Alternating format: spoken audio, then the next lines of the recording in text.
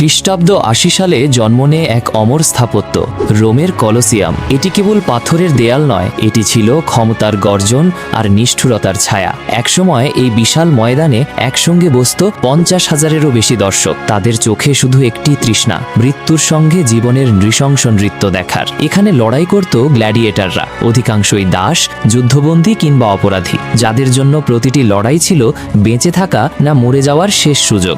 দর্শকদের উন্মাদ উল্লাস নির্ধারণ করত তাদের ভাগ্য। বুড়ো আঙুল উপরে উঠলে জীবনের ক্ষীণ আলো, নিচে নামলে অন্ধকারে চিরনিদ্রা। ময়দানের নিচে লুকিয়েছিল গোপন সুড়ঙ্গ আর অন্ধকার খাঁচা। সেখান থেকে হঠাৎ উঠে আসত যোদ্ধা আর হিংস্র জন্তু। রক্তের গন্ধে ভরে উঠত বাতাস। এই রক্তাক্ত খেলা ছিল রোমান সাম্রাজ্যের শক্তির প্রতীক, এক নিষ্ঠুর প্রদর্শনী যা ভয় আর বিস্ময় জাগাত।